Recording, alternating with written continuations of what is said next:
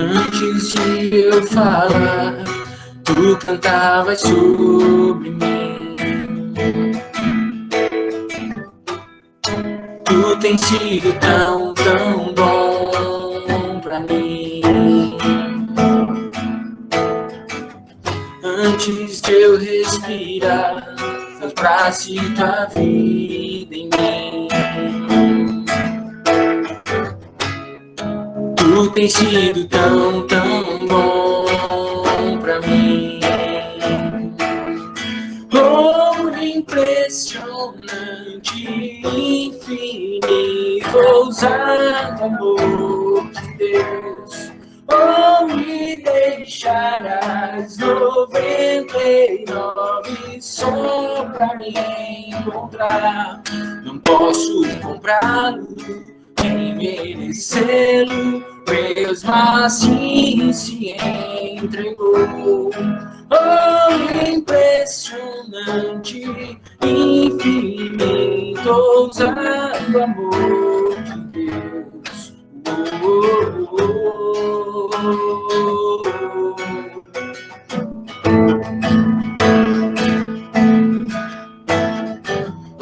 Inimigo eu fui, mas teu amor lutou por mim. Tu tens sido tão, tão bom pra mim.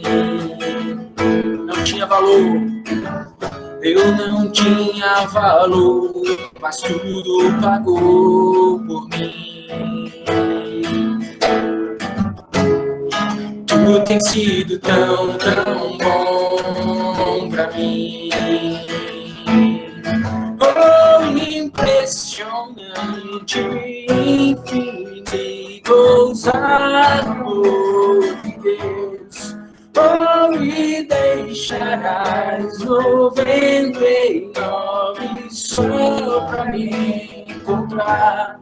Eu não posso comprá-lo, nem merecê-lo, mesmo assim se entregou. Oh, impressionante, infinito, ousado amor de Deus.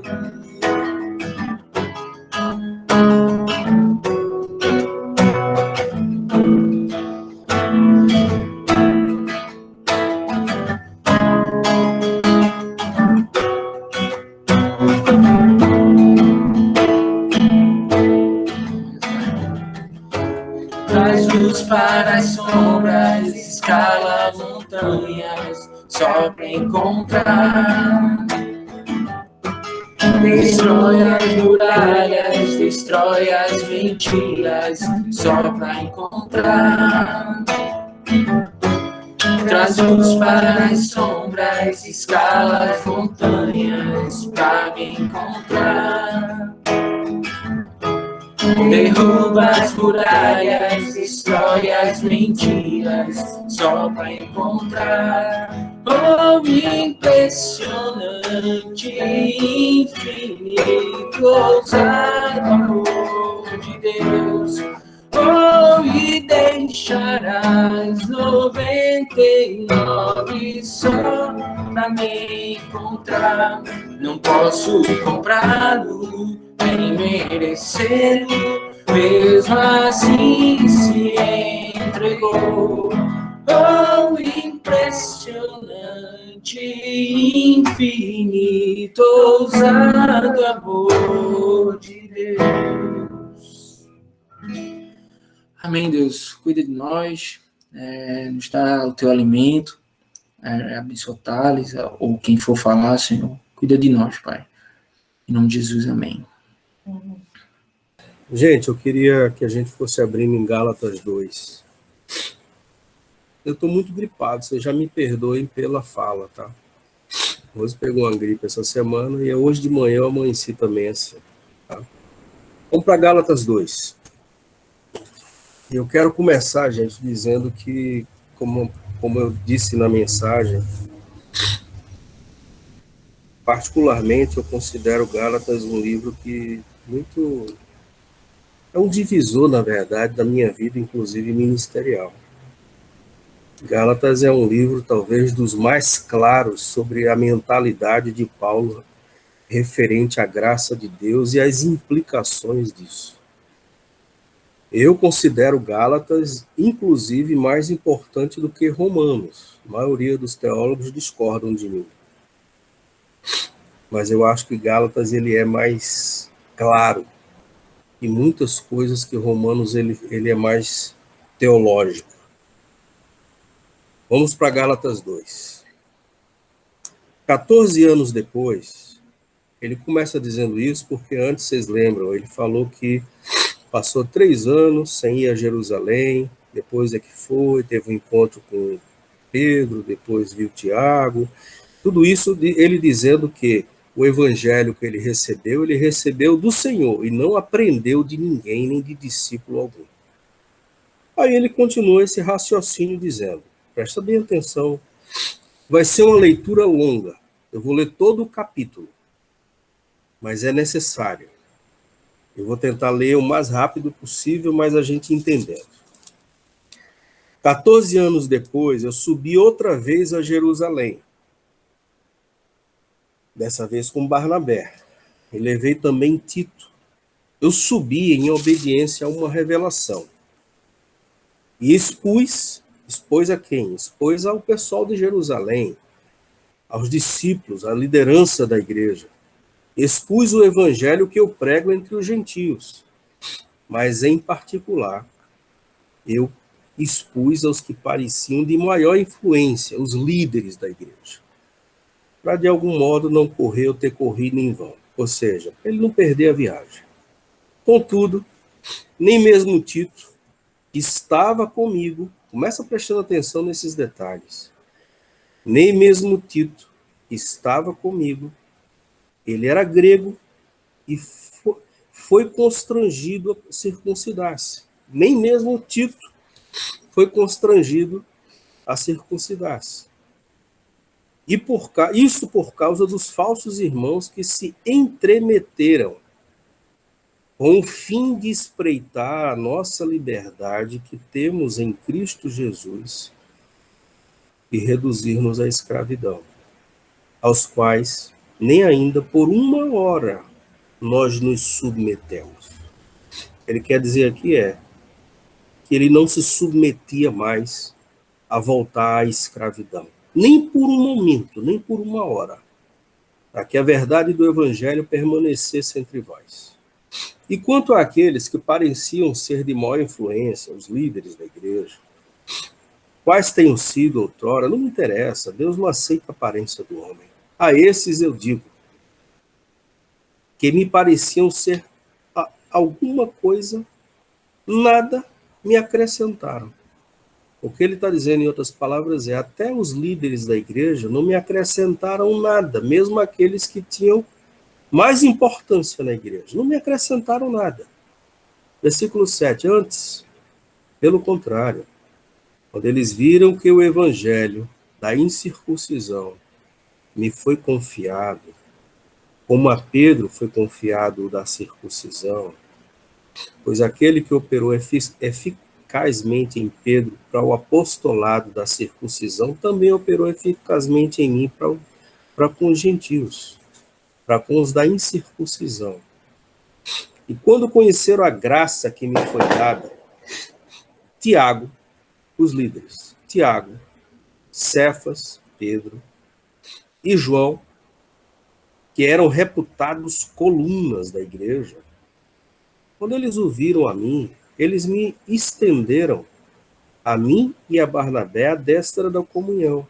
Eles concordaram comigo, a fim de que nós fôssemos para os gentios e eles para a circuncisão, recomendando-nos somente que nos lembrássemos dos pobres. É interessante isso, Ana Lúcia. A única recomendação que Pedro deu a Paulo foi: lembre-se dos pobres, Paulo.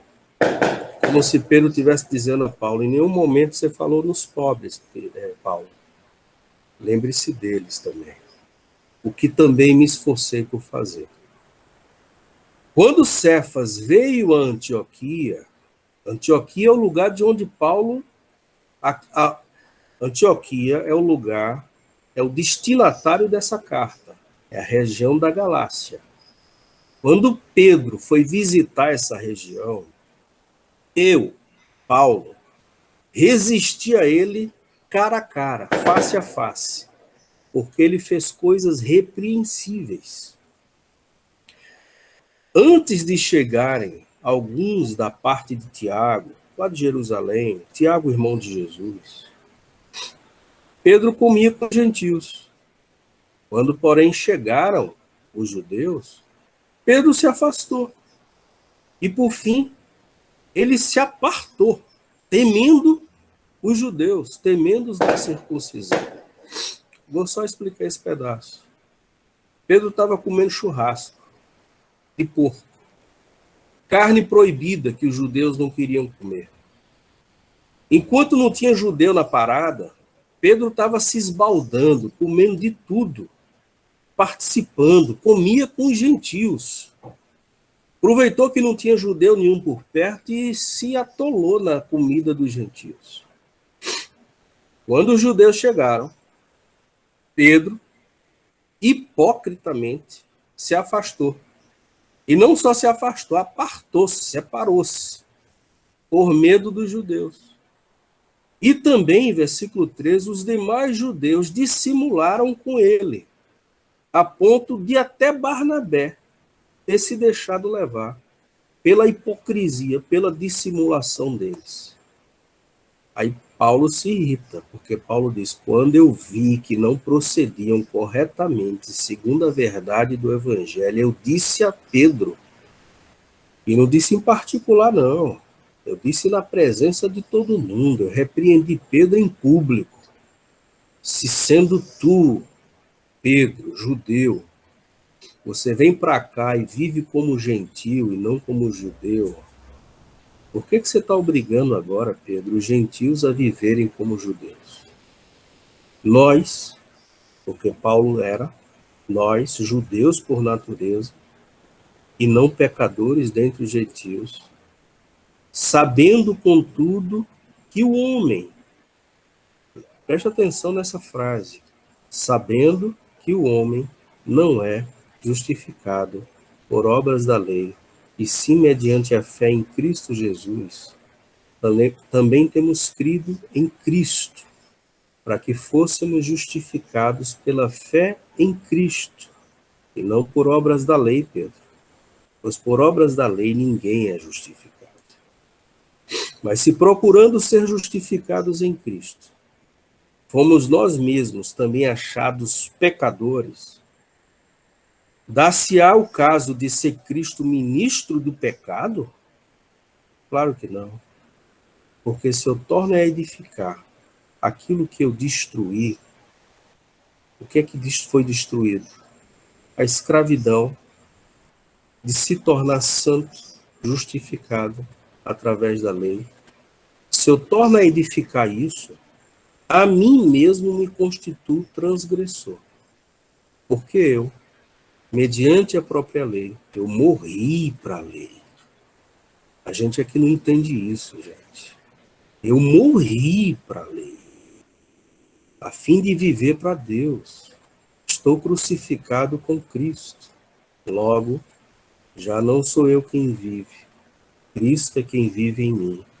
Esse viver que agora tenho na carne, eu vivo pela fé no Filho de Deus que me amou, a si mesmo se entregou por mim.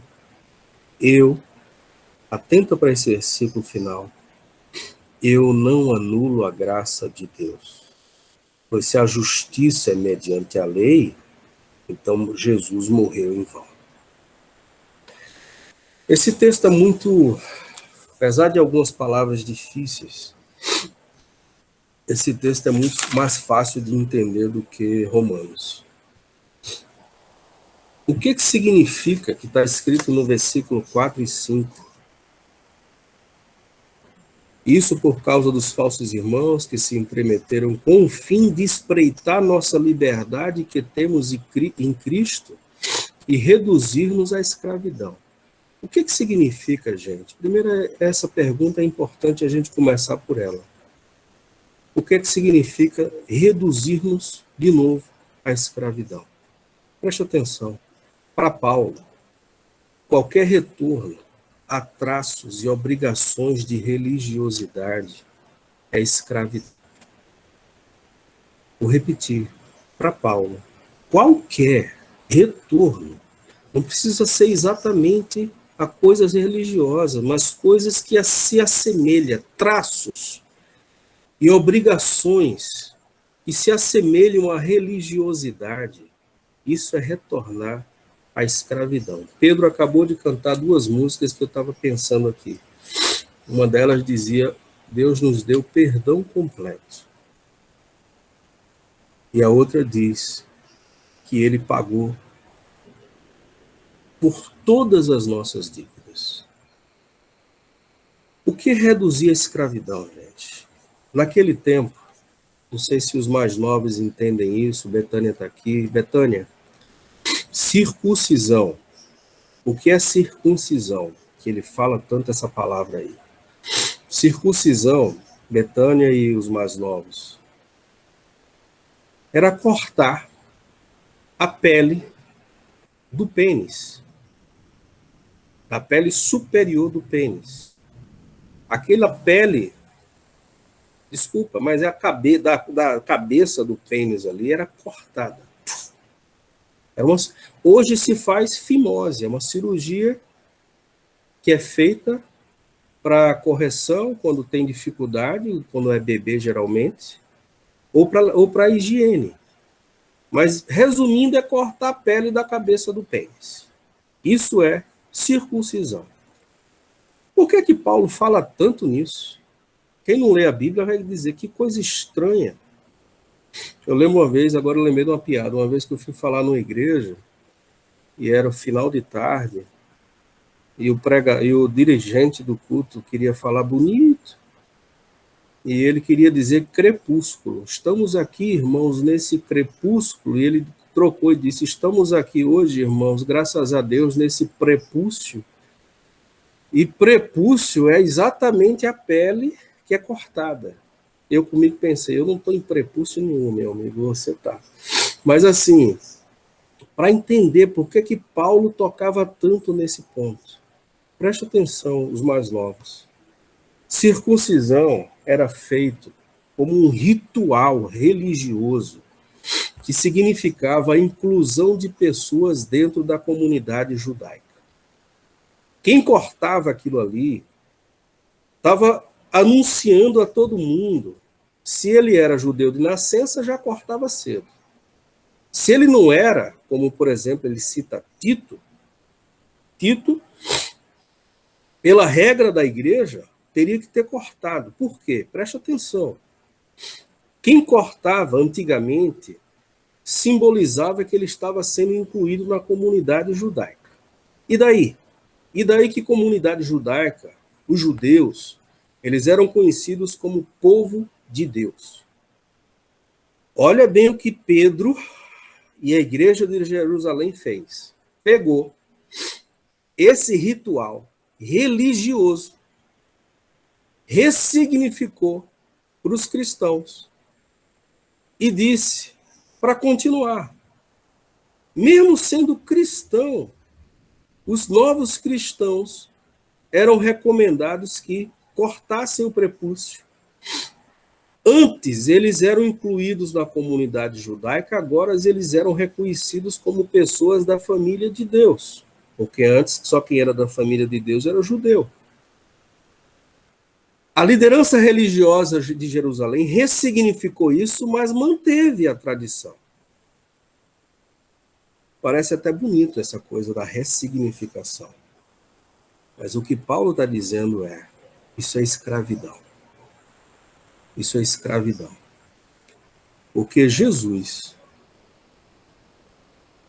é completo. O que Jesus fez na cruz, fez de forma completa.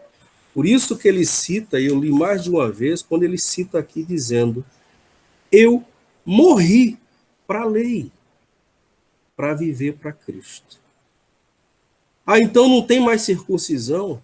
Não, não tem mais circuncisão. Não tem mais nada, preste atenção, e hoje eu disse na mensagem que eu ia conversar de uma forma muito franca com vocês. Eu vou dizer uma frase que eu vou repetir algumas vezes. Qualquer coisa, gente, colocada ao lado de Cristo, colocada ao lado da fé em Cristo, como sinal de que nós somos família de Deus, é escravidão. Eu vou repetir. Qualquer coisa, para esse momento aqui de Paulo, foi a questão da circuncisão. Qualquer coisa colocada ao lado de Cristo e da fé em Cristo, como um sinal de que a gente se tornou família de Deus, é escravidão. Pedro comia carne com a galera, carne de porco. Quando os judeus chegaram, Pedro se afasta com medo dos judeus. Porque mesmo os judeus convertidos mantiveram a tradição de não comer comida imunda, reconhecidamente imunda pelos judeus, e fazia parte, presta atenção, não era só uma prática, fazia parte de um ritual religioso que reconhecia que as pessoas faziam parte da família de Cristo de Deus. Não comer carne, circuncisão, algumas datas especiais, ida no templo. Lembra que em Atos está lá escrito que eles se reuniam diariamente e iam para o templo? Tudo isso, Paulo disse, é escravidão. É escravidão. Eu morri para a lei. É escravidão. Eu vou repetir mais uma vez.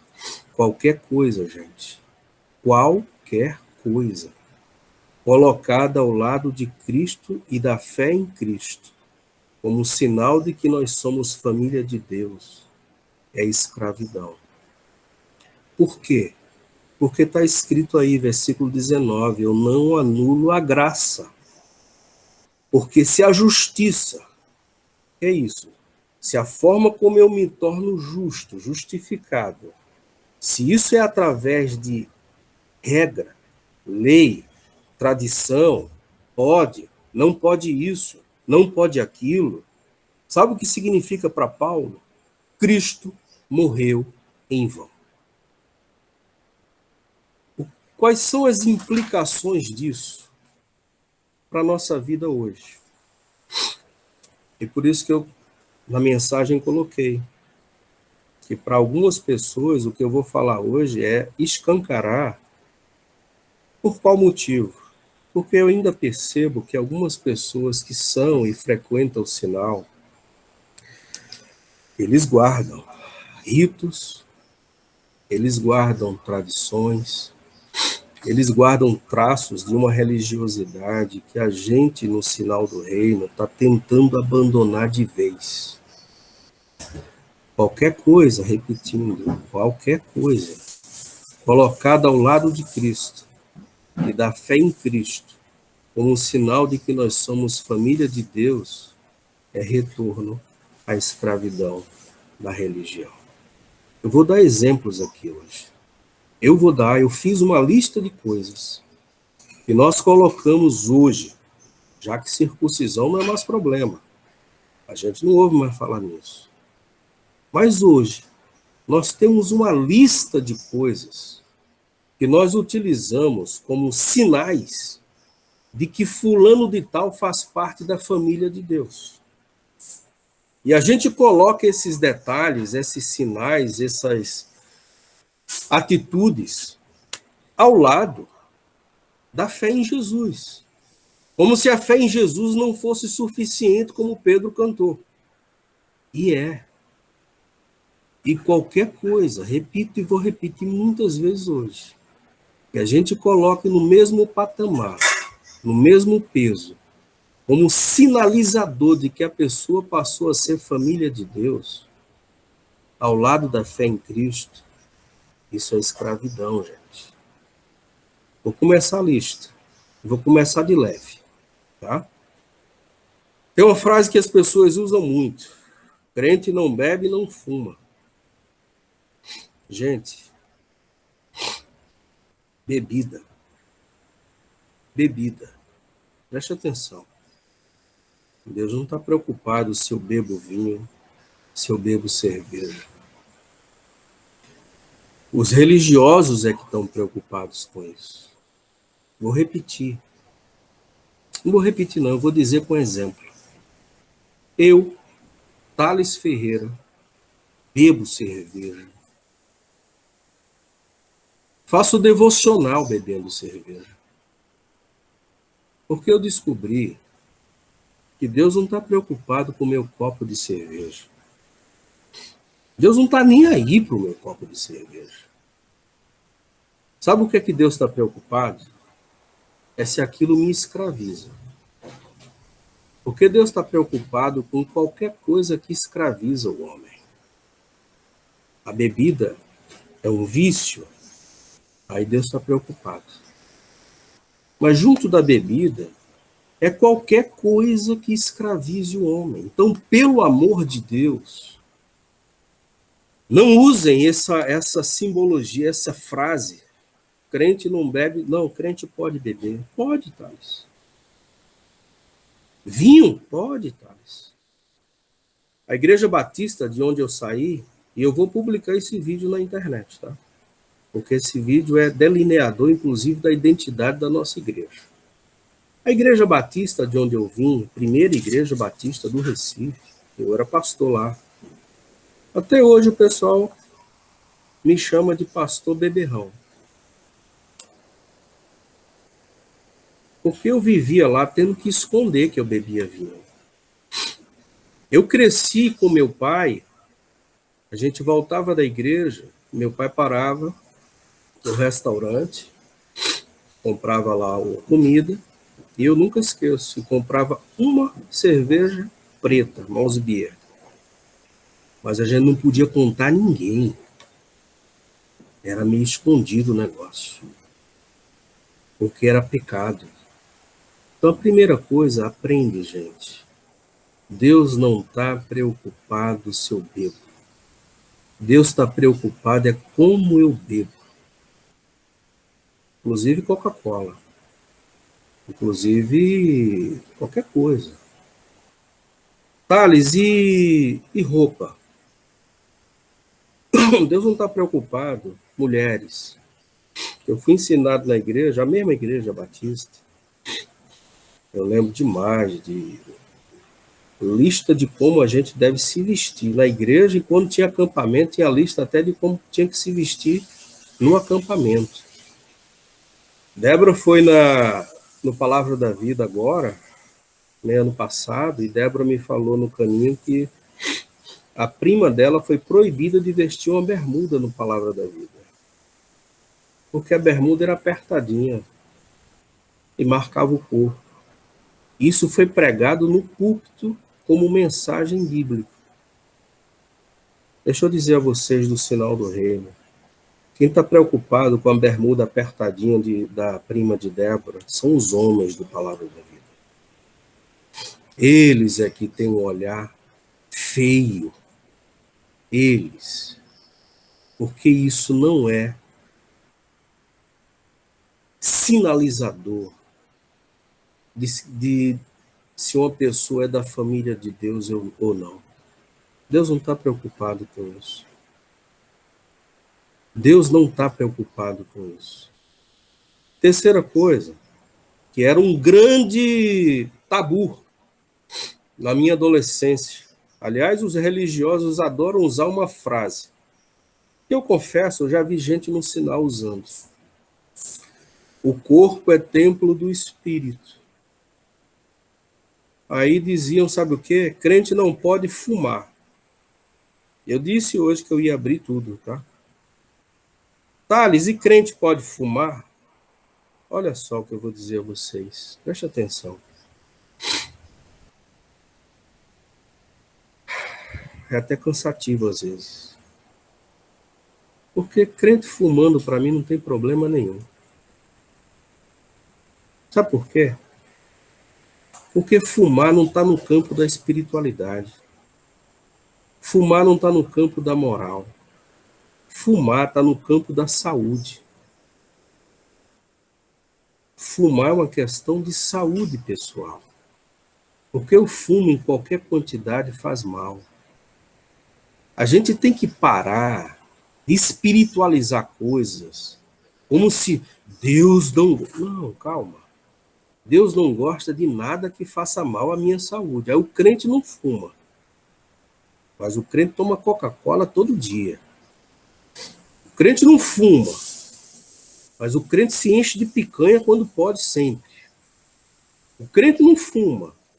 Mas o crente vive com a bolsa cheia de guloseima, doce, bombom, pirulito, tudo.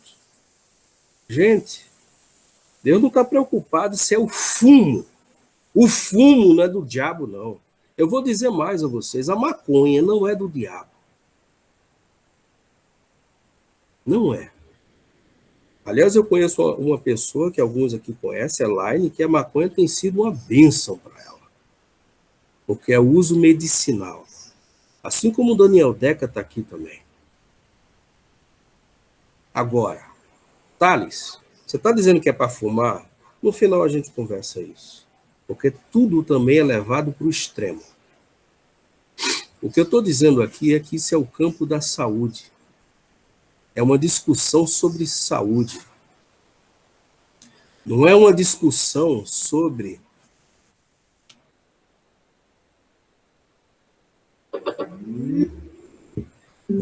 Voltou o áudio? Não é uma discussão sobre espiritualidade, moral, é saúde. Desmistifica as coisas que a gente levou tudo para o campo. O nosso corpo é o templo do Espírito. Vou citar logo outra, com essa mesma lógica que crente religioso usa. Tatuagem. Ah, era um tabu. Eu saía de casa, eu morava no Janga, eu ia para Conde da Boa Vista, na Igreja Batista, para ouvir uma palestra sobre o crente não se tatuar.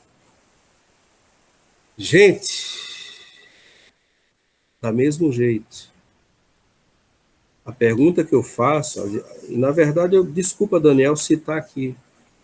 O Daniel compartilhou uma vez comigo sobre tatuagem. A minha única pergunta que eu fiz a ele foi: por quê? Qual é a motivação em tatuar? O que é que está te levando a isso? Pronto.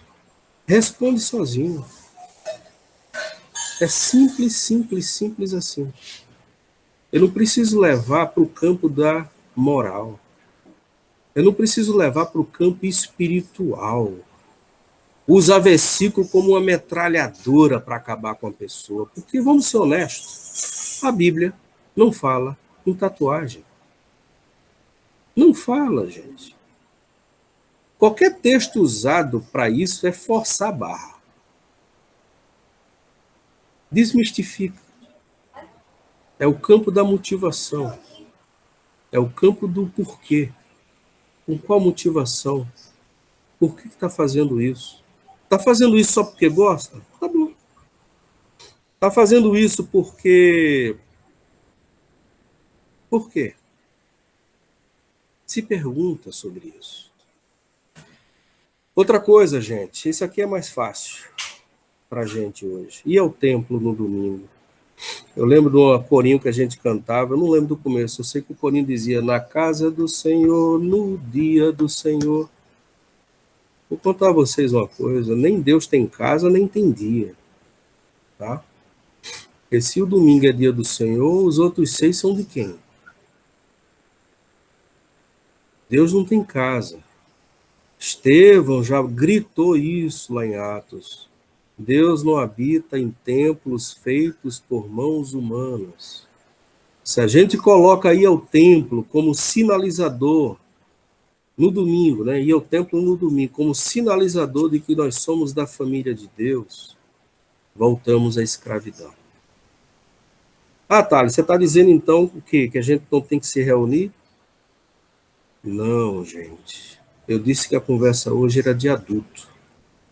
Eu estou dizendo que não há lugar santo nem dia santo. Eu estou dizendo só isso. E estou dizendo com isso que todo mundo precisa de gente. Todo mundo tem que ter gente ao lado. Por isso os grupos de discipulado.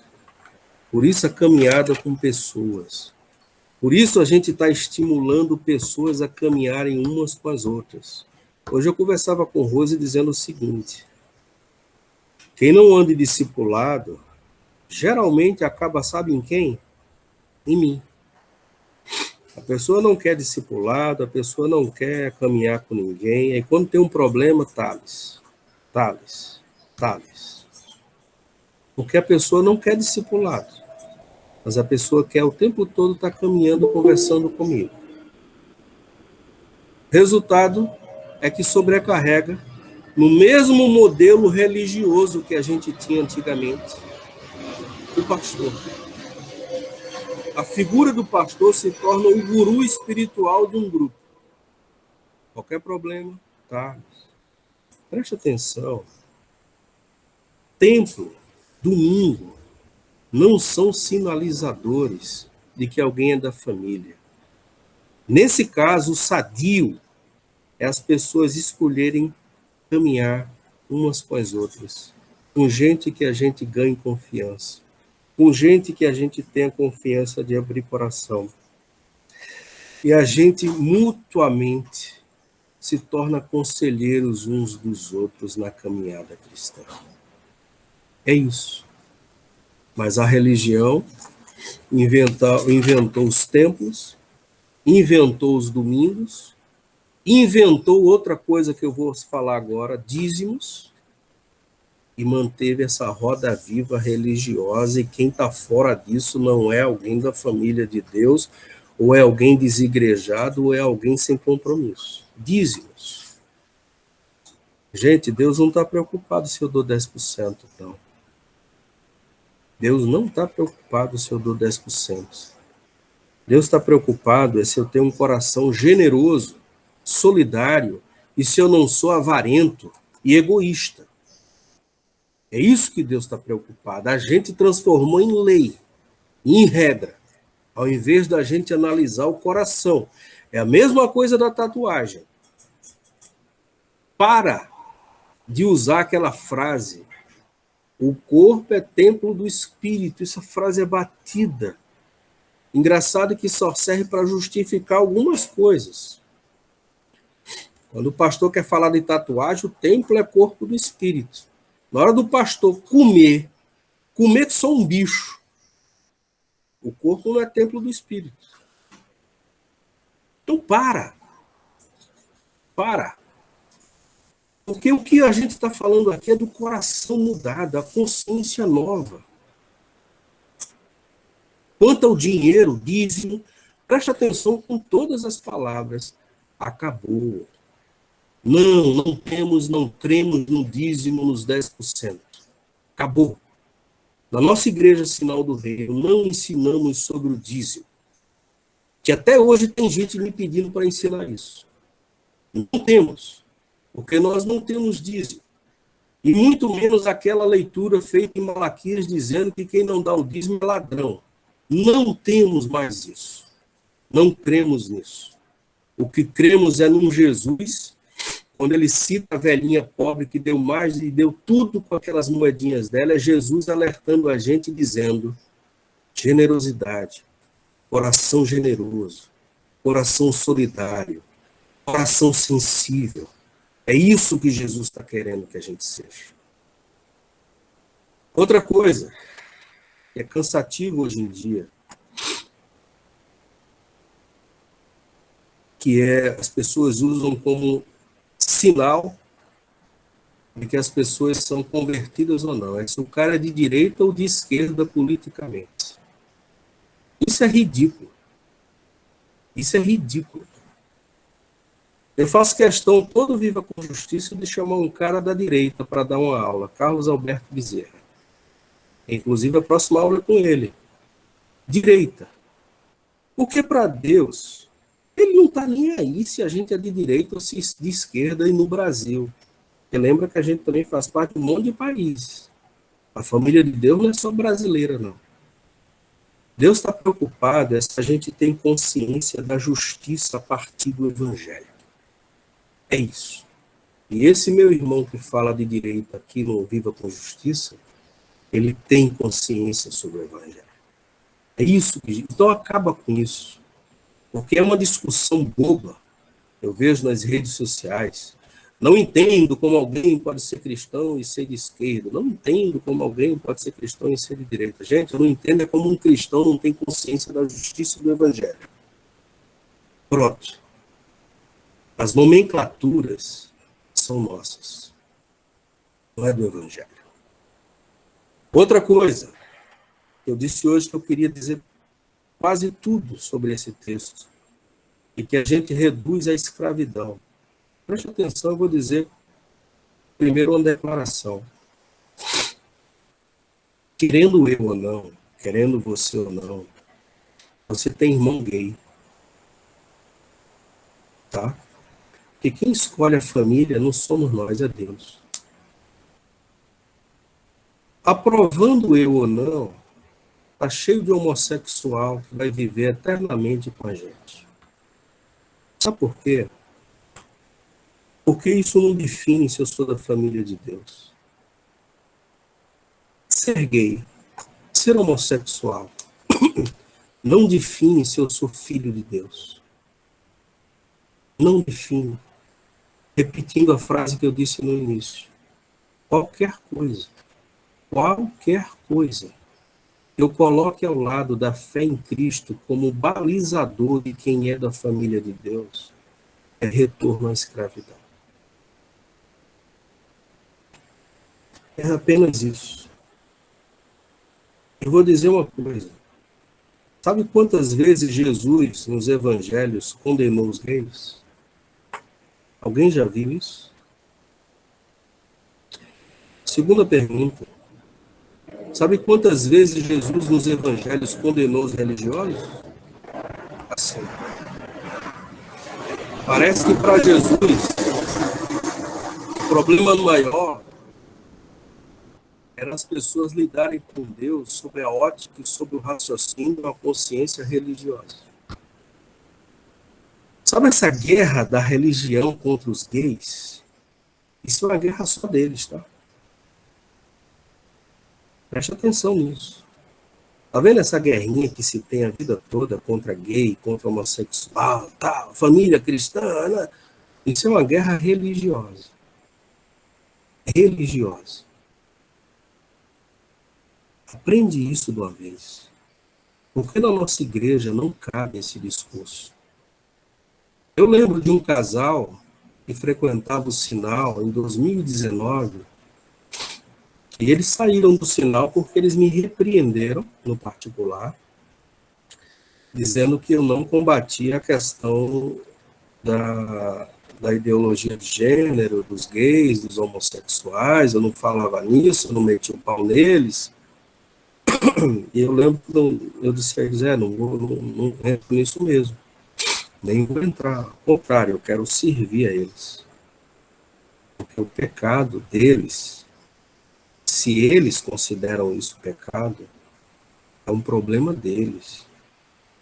Eu estou cheio de pecado aqui, heterossexuais. Eu estou preocupado com os meus pecados heterossexuais, e são muitos. Outra coisa, gente, que é um tabu. Eu não vou nem usar a expressão tabu, vou corrigir. Que é um grande problema para o religioso. Sexo antes do casamento. Lembro que eu era da igreja episcopal e uma líder, talvez da liderança principal da igreja, ela chegou para mim e disse, Thales, a gente tem que falar veementemente contra o sexo antes do casamento na igreja. Aí eu disse, é mesmo? É. Eu disse a ela, mas você sabe que todo mundo já está fazendo aqui nessa igreja, né? Ela disse, como assim, Thales? Estou só dizendo a você, a gente pode até falar, mas já estão fazendo há muito tempo.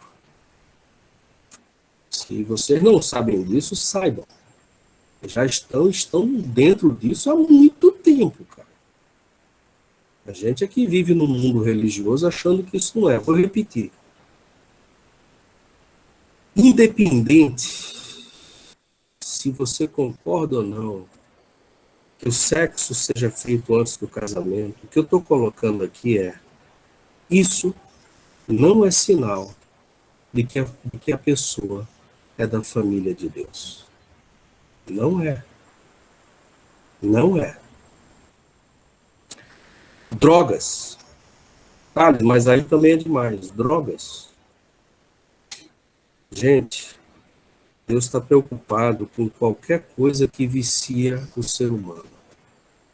O problema é que a gente colocou assim, ó, as drogas, fumar maconha está no patamar de pecado. Ser viciado em Coca-Cola é um patamar mais abaixo. Ser viciado em pornografia na internet, mais abaixo, porque é escondido, ninguém vê. Preste atenção, gente. Vamos ser maduro. Quando você vê alguém viciado em drogas, aquilo ali pode ser um irmão seu na fé, tá bom? Porque isso não significa que a pessoa não tem um coração convertido a Jesus. Thales, e Deus tem filho viciado em drogas? Tem. Tem. Porque a única coisa que Paulo disse que nos liga a Jesus é a fé em Cristo. Qualquer outra coisa que a gente coloque ao lado da fé em Cristo e que seja sinalizador que nós fazemos parte da família de Deus é retorno à escravidão. Ponto. Ou você acha que todas as igrejas do presídio, que são muitas, eu vi, por exemplo, Drauzio Varela, em um dos livros que eu li sobre, ele tem uma trilogia sobre a vida no cárcere, em um dos livros dele, ele diz que, graças a Deus, não, ele não usa essa expressão, porque ele é ateu, mas ainda bem que existem as igrejas evangélicas nos presídios. E ele disse que os presídios seriam muito piores sem as igrejas evangélicas. Aí ele cita várias. Deus é amor, universal e outras. Você acha que as igrejas que tem dentro dos presídios são de pessoas que venceram as drogas? Gente, Deus tem filho viciado em drogas. É isso que eu quero dizer. Deus tem filhos viciados em crack. Deus tem filhos viciados em maconha. Porque a única coisa que Paulo nos ensinou em Gálatas, que nos coloca dentro da família de Deus, é se a gente tem fé em Cristo. E por fim, eu acho que acaba aqui, Deus não contratou Jaime Kemp para ser sexólogo dele. Jaime Kemp era um pastor que pregava no Brasil todo sobre como deve fazer sexo no casamento. Aí ele saía ensinando. Eu fui para vários. Eu sabia de qual que eu não podia e o que eu podia. Eu sabia mais do que eu não podia fazer do que o que eu podia. Até que eu entendi o Evangelho. E entendi o seguinte, gente. Que para Deus sexo não foi dado para procriação. Sexo foi dado para prazer também. Porque se fosse para procriação, seria como os animais, que copulam só com a intenção da reprodução e manutenção da espécie. O que eu quero dizer com isso? Que transar, a forma como você transa, não é um problema de Deus. Desde que seja com sua mulher, desde que seja no ambiente do casamento, desde que seja consensual, desde que seja com amor. Só. Mas os evangélicos, até isso eles querem normatizar. Até isso eles colocam normas, regras, leis. Como disse Caio Fábio, vai transar, irmão. E pronto. Vai com a tua mulher transar e pronto. Para de ouvir religioso ensinando essas coisas. Por que eu estou conversando com vocês hoje, gente? Isso. Porque eu confesso que a gente vai passando o tempo de tanto ensinar o evangelho, a gente precisa ser mais claro. Porque a gente, mesmo sendo uma igreja como a Sinal do Reino, onde a gente fala do Evangelho, desde que a gente fundou a Sinal, 3 anos, eu ouço coisas nas redes, nas pessoas, na conversa, no WhatsApp, de coisas que são absurdas. São coisas de religiosidade antiga. E eu vou repetir a frase que a gente já leu de Paulo: eu não anulo a graça. Pois se a forma como eu me torno justo, ou sou justificado, é mediante regrinha, lei, pode, não pode, isso aqui sim, aquilo aqui, ali não. Se é assim, eu estou transformando o sacrifício de Jesus em algo vão, desnecessário. O que Paulo está dizendo com isso? É que o que define quem é da família de Deus é quem tem fé em Jesus. Ponto. Fé em Jesus não é pensamento positivo. Fé em Jesus não é ser otimista. O pessoal confunde. Vamos ter fé como otimismo. Não. Fé em Jesus não é ter fé na fé.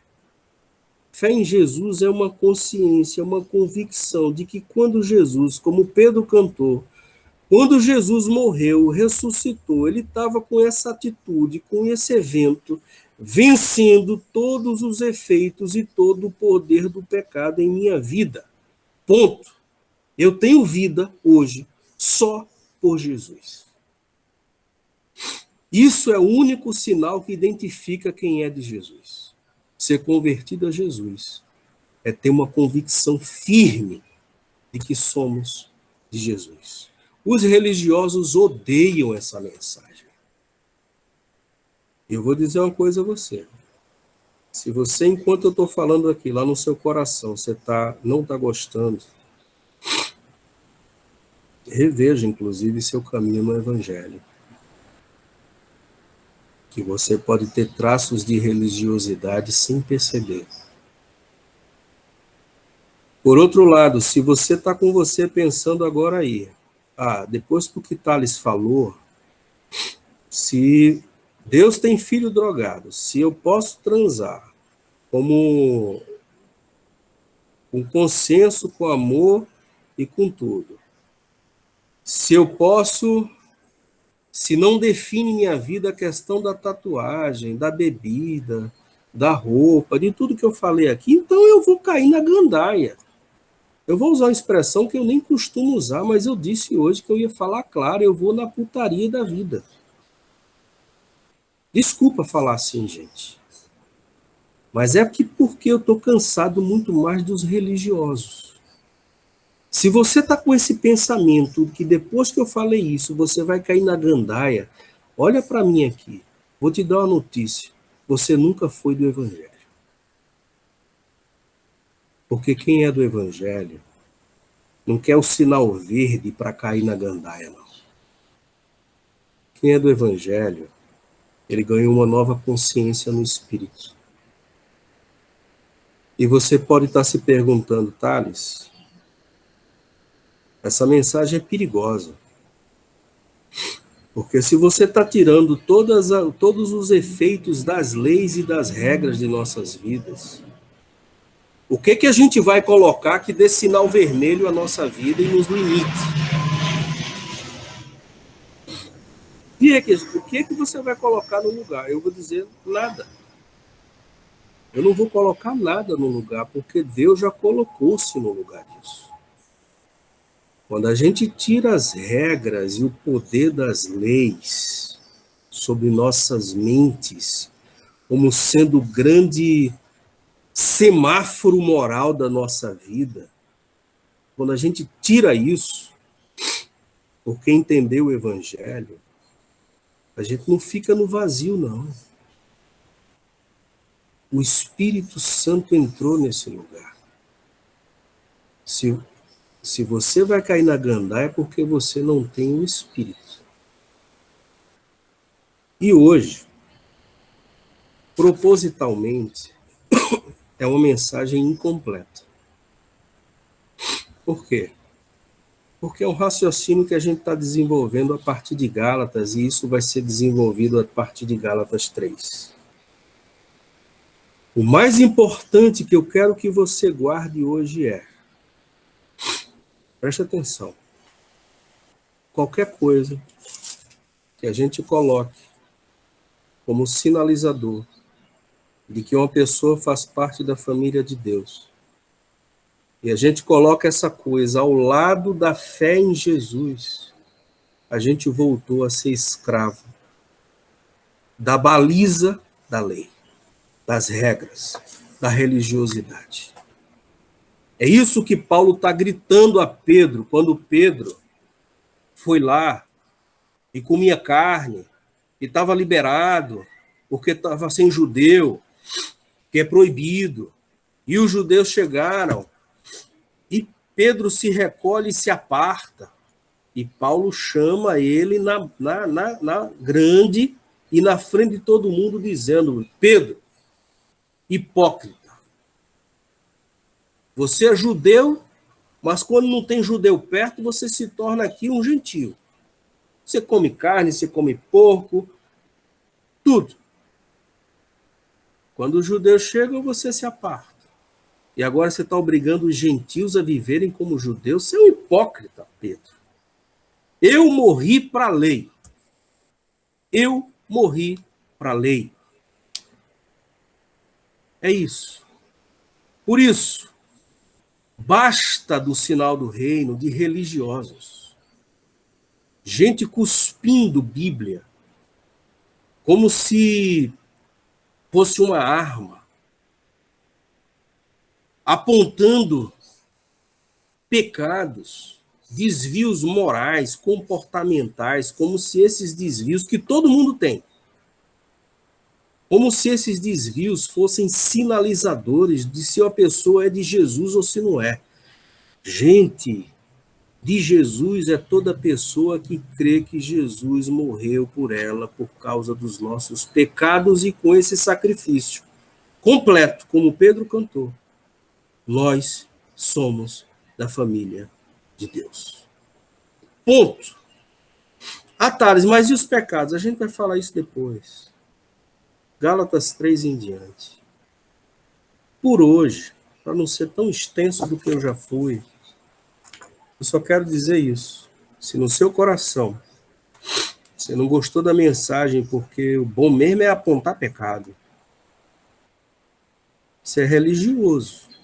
Estou dizendo a você, você é um irmão mais velho da história de Jesus. Se por outro lado você não gostou da mensagem, ou gostou da mensagem, porque agora liberou geral, você sempre foi religioso também. Nunca teve o coração com Jesus. Quero só contar a última coisa para encerrar. Quando eu era da Batista ainda, eu preguei nesse texto um acampamento inteiro de jovens.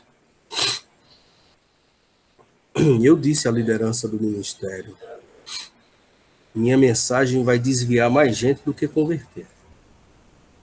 E foi dito e feito. Um monte de jovem da igreja, depois que me ouviu todo o livro de Gálatas, caiu na zorra mesmo, na vida, no mundão. Um grupo de mães me chamou, quase com um conselho de mães da igreja, para me repreender, e disseram: Thales, depois do acampamento eles não querem mais nada, eles só querem agora transar, beber e viver a vida. Por que isso? Por que você fez isso, pregando isso para eles?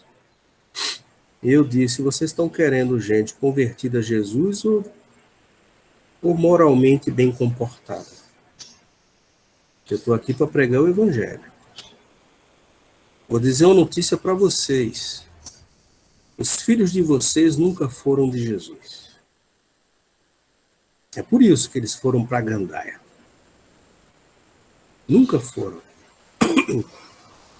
Porque quem tem um espírito não ouve isso como um liberou geral.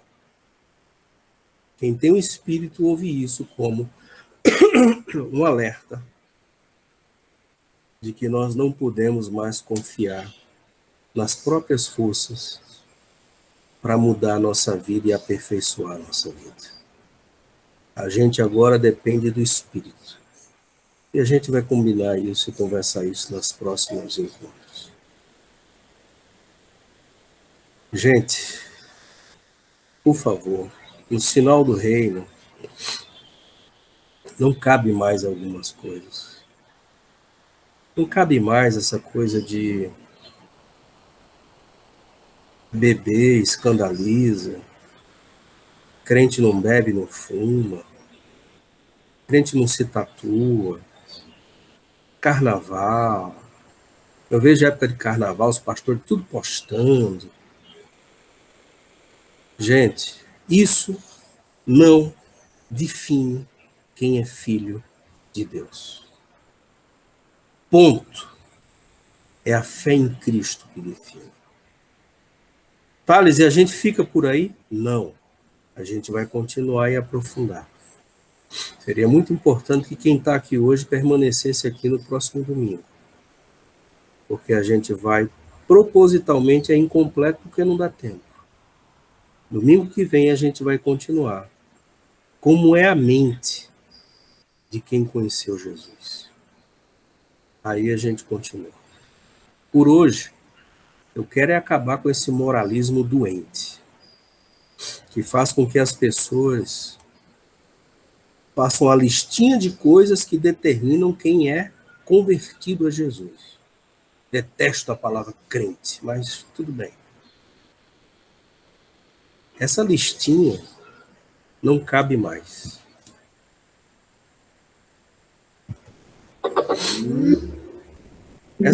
Essa listinha não cabe mais. Essa é a notícia hoje.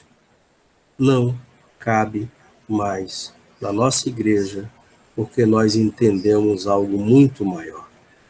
É a consciência no Evangelho de Jesus de Nazaré.